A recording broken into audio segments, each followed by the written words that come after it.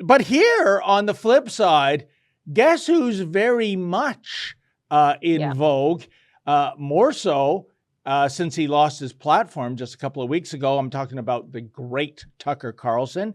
And he released, Drea, a second video announcing that his new program will be streaming on Twitter. I say, and I presume millions and millions of people are saying, can't wait. Let's hear him. Hey, it's Tucker Carlson. You often hear people say the news is full of lies, but most of the time that's not exactly right. Much of what you see on television or read the New York Times is in fact true in the literal sense. It could pass one of the media's own fact checks. Lawyers would be willing to sign off on it. In fact, they may have. But that doesn't make it true. It's not true. At the most basic level, the news you consume is a lie of the stealthiest and most insidious kind. Facts have been withheld on purpose, along with proportion and perspective. You are being manipulated. How does that work? Let's see. If I tell you that a man has been unjustly arrested for armed robbery, that is not, strictly speaking, a lie. He may have been framed. At this point, there's been no trial, so no one can really say. But if I don't mention the fact that the same man has been arrested for the same crime 6 times before, am I really informing you? No, I'm not. I'm misleading you. And that's what the news media are doing in every story that matters, every day of the week, every week of the year. What's it like to work in a system like that? After more than 30 years in the middle of it, we could tell you stories. The best you can hope for in the news business at this point is the freedom to tell the fullest truth that you can. But there are always limits. And you know that if you bump up against those limits often enough, you will be fired for it. That's not a guess, it's guaranteed. Every person who works in English language media understands that. The rule of what you can't say defines everything. It's filthy, really, and it's utterly corrupting. You can't have a free society if people aren't allowed to say what they think is true. Speech is the fundamental prerequisite for democracy. That's why it's enshrined in the first of our constitutional amendments. Amazingly, as of tonight, there aren't many platforms left that allow free speech. The last big one remaining in the world, the only one, is Twitter, where we are now. Twitter has long served as the place where our national conversation incubates and develops. Twitter is not a partisan site. Everybody's allowed here, and we think that's a good thing. And yet, for the most part, the news that you see analyzed on Twitter comes from media organizations that are themselves thinly disguised propaganda outlets. You see it on cable news, you talk about it on Twitter. The result may feel like a debate, but actually the gatekeepers are still in charge. We think that's a bad system. We know exactly how it works, and we're sick of it. Starting soon, we'll be bringing a new version of the show we've been doing for the last 6.5 years to Twitter. We'll be bringing some other things too, which we'll tell you about. But for now, we're just grateful to be here. Free speech is the main right that you have. Without it, you have no others. See you soon. Dre, I don't know about you. I can't wait. I think Tucker, once again, adroitly spelled out what's going on right now. And I think if you read between the lines, it's something I've always said. There's one thing worse than state censorship, which we're getting in Canada with the passage of C-11 and more to come. And that is self-censorship. The idea that, you know what, I don't want to rock the boat. I got a comfortable gig. I want to be in with the woke, power-broking crowd. So we have a situation. I don't want to lose my job. That's, yep. I think the biggest. And as you see in America, the ongoing dereliction of duty, I would call it, by the mainstream media in terms of going after the Biden crime family, not just Joe, but Hunter and that infamous laptop, while they remain on a journalistic jihad against the man who's out of power, that being Donald Trump. It is so obvious, the bias, that, you know, the idea of a balanced, unbiased media, and I'm not talking about the op-ed pages, 'twas ever thus that you would editorialize there, but I'm talking about the front page, folks, where that doesn't exist anymore. The media for the Biden administration is the proletarian guard, if you will, and they are the vicious attack dogs against the man who's no longer in the White House. So it is going to be fascinating to see Tucker on this new platform. I can tell you this, Drea. Do you think Fox News is suffering from buyer's remorse? Because at the end of the day, my friend, I think Fox News needed Tucker Carlson more than Tucker Carlson needed Fox News. Absolutely. I mean, they were number one, and to make a big change like this, it's got to hurt. It is hurting. I saw a video on how much it's going down. It's quite a bit. But also, I'm just really looking forward to seeing Tucker unleashed. I really like that he has no strings pulling him anywhere. I'm not going to say that he necessarily was, being binded, but now we know he isn't. So it will be really interesting to see what's happening here. I've already seen people on Twitter say, "Oh, Tucker was my first subscription on Twitter." Looks like another good deal or business move for Elon. I'm not saying they're partnering. I'm just saying the decision to make subscriptions available.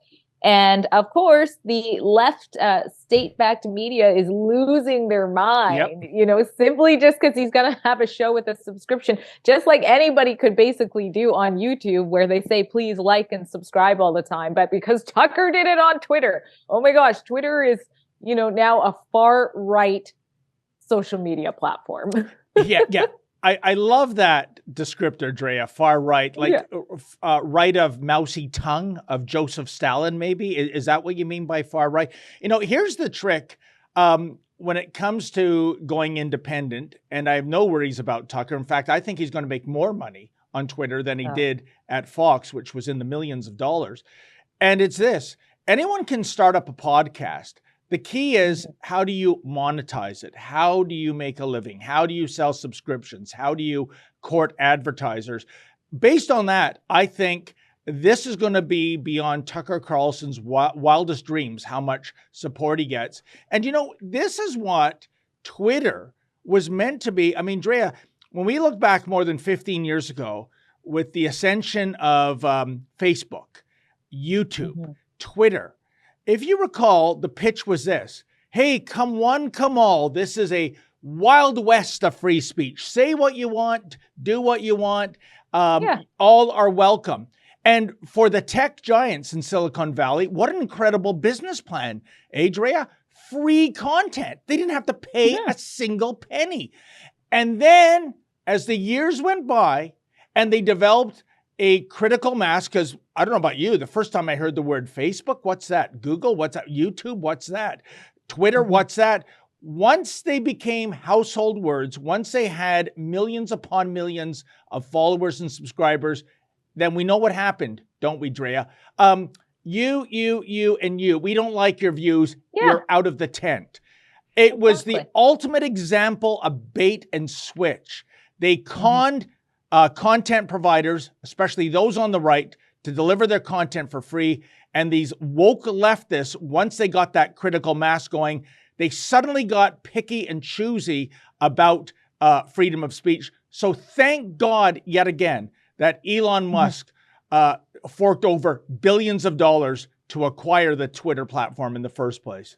Yeah, to pull it out of its hole. And a lot of I like how Twitter is so, you can just see what they're doing as far as business goes. There's no sort of hidden thing. Facebook capitalizes so much on ads that aren't even regulated. There's scams on there that they're getting paid for. And the people who do the content on Facebook don't earn very much from those ads. You have to pay a lot of money to, boost your post and things like that. I mean, really, it seems as though what Elon is doing is really friendly for the people, all people on the left too. And if they were smart, they would be the only ones on the platform. You wouldn't want to leave, because the more people on the left who leave, then you get to have all the people that are using it. So he pulled Twitter out of his hole. He's a business person. And I think people like Tucker taking advantage of it. I'm sure we are at Rebel News. Are we? Can people subscribe to us yet? I don't even know. I'm not sure about that. Yeah, well, we should get on it. Yeah, they can. I should know that. All I know is I've finally got my little blue check. I never applied for it before. And, so because you get the haters, he's not even verified. I'm just too busy. I never bothered to apply for it. But I support what Elon Musk is doing. Yeah. I think content providers should be paid for their content, Drea. So that $15 a month or whatever it is, I'm more than happy to vote with my wallet. 5. What's that, Drea? I think it's only $5. And yes, you can subscribe to Rebel News too. And I'm sure we have some really good focus content for that There you go. And you know what? That's something I think the younger generation has gotten away from. The idea of, what do you mean it's not a free ride? Case in point, Drea, iTunes. When iTunes first came along, again, more than probably 20 years now, 99 cents for a digital quality song that I can port to numerous devices. That's the bargain of the century, I think. And yet I'd have the youngsters, oh, you dummy, don't you know there's sites you can go to, you can rip that song for free? No, I want the record company and I want the artist to get a piece of the action.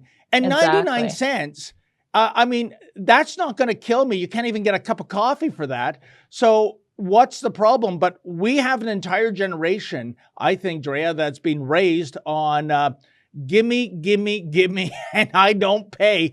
And that's wrong. Well, and it's the village mentality, is taking care of ourselves, supporting each other, supporting businesses, who to support instead of who to boycott. And, there's the CBC that we have no choice in it. But when people choose who to support, there's power in that. So, yes. There you go. And by the way, just to tie this up in a little bow based on the first news story, CBC saying, well, maybe we'll give you a little bit of Twitter content, but not too much, mind you. We're not going to open the floodgates. Oh, silly. And so you're going to give us a little bit of something really nobody wants versus Tucker Carlson. There are people with bated breath, millions of them around the globe, waiting for him to go live on this new platform. Oh my God, do those broadcasters running the CBC really need a reality check. And the audacity at the end, Drea, is we're paying for this rubbish. Unbelievable. Absolutely. And they're insulting the people on Twitter that follow them. It's so silly. Fantastic. That's a clip from something we call Rebel News Daily. It's our daily live stream hosted by my friend David Menzies, but the show also includes a rotating cast of hosts and special guests, including me. It's a great way for us to talk about the news of the day as the news is happening in an unscripted fashion, and it's an awesome way for you to interact with us as well. We stream every weekday, 1 p.m. Eastern, 11 a.m. Mountain, wherever you find Rebel News. See you there.